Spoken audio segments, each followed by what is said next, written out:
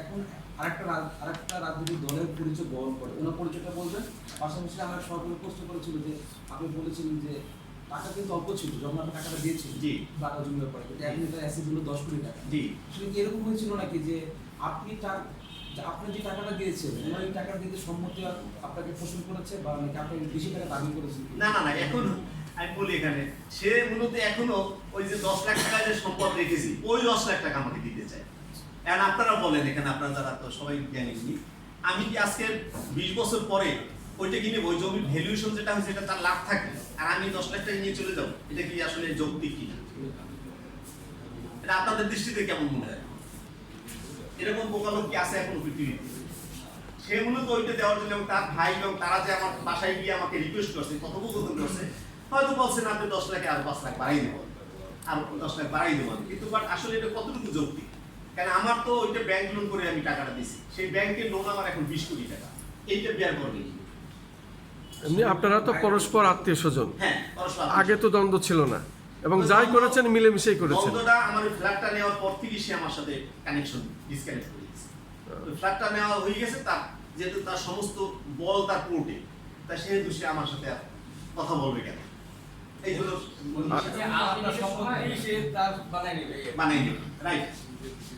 আওয়ামী লীগের সময় বিভিন্ন প্রভাবশালী লোকজনের সঙ্গে তার সম্পর্ক ছিল। হ্যাঁ, ডেফিনেটলি 17 বছর কি আপনি কোনো চেষ্টা করেন? অনেকবার বলছি, তার নামা আছে। এখন যে আপনি লিগ্যাল নোটিশ পাঠাচ্ছেন বা আইনি ব্যবস্থা নিচ্ছেন, তখন কি? তখন আমি করছিলাম, কিন্তু আসলে ওবায়দুল কাদের সাহেবের খুব কাছের লোক ছিল।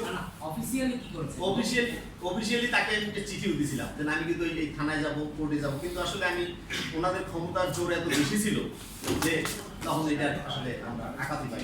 আমার নিরাপত্তার কারণে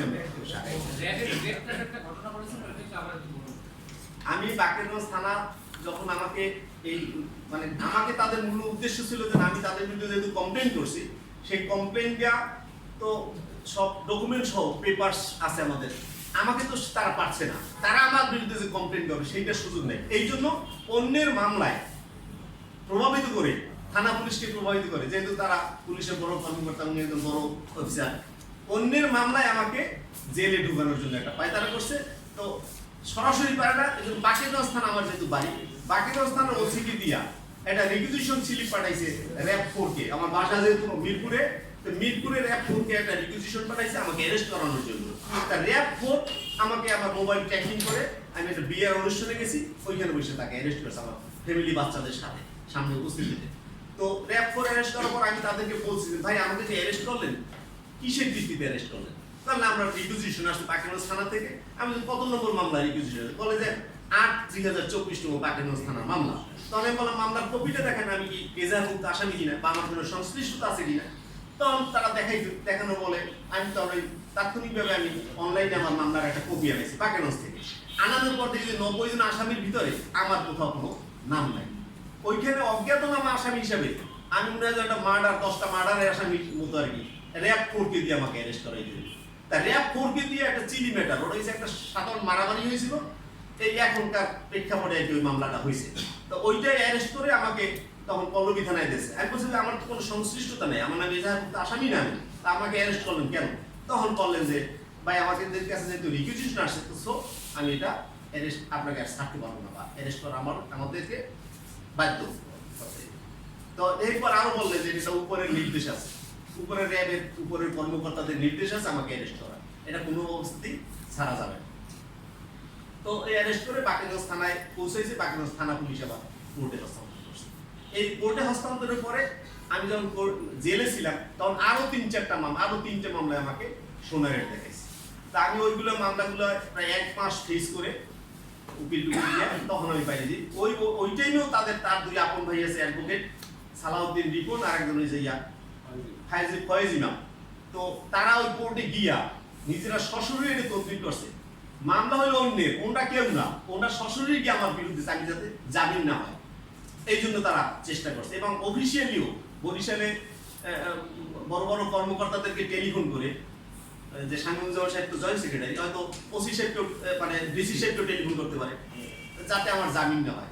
এবং কোর্ট থেকেও বলছে যে আপনার উপর থেকে অনেক তদবির আসতেছে যাতে আপনার জামিন না হয়। তো যাই হোক, ঠিক আছে, 1 মাস আমি জেল কেটে তারপর বের হয়েছি। যখন ওই মামলায় বের হয়েছি তখন দেখতেছেন এ তো আরো ডিস্টার্ব করবে আমাদের, এর কি করা যায়? এই তখন কোর্ট থেকে একটা ভুয়া মামলা দিয়া, হত্যা মামলা দিয়ে আমাকে অ্যারেস্ট করার জন্য পাঠিয়েছে মোহাম্মদপুর থানায়। তা সে যে আসামি যে বাদী মামলা করছেন তার কোনো আসলে হদিস নেই, তার কোনো খোঁজখবর পাওয়া যায় না। অনেক চেষ্টা করছে মামলার আইও, তো না পেয়ে তখন আর কি আমাকে আমার বিরুদ্ধে একটা দিয়ে দিয়েছে যে যাতে কোনো সংশ্লিষ্ট না থাকে। আওয়ামী লীগের সাথে কোনো সংশ্লিষ্টতা নাই, প্লাস আমার ওই মামলার সাথে সংশ্লিষ্টতা নাই, আমার মোবাইল ট্র্যাকিং এ কোনো সংশ্লিষ্টতা নাই, যে কারণে তার মানে এখন বোঝা গেল যে ব্যক্তি আক্রোশ এবং নগদ অর্থ। আমি আমার সম্পদ ফেরত চাওয়াটাই আমার অপরাধ। হ্যাঁ, এই কারণে আমাকে যত রকম হয়রানি আছে সব করছে ঠিক আছে। এবং করে যাচ্ছি।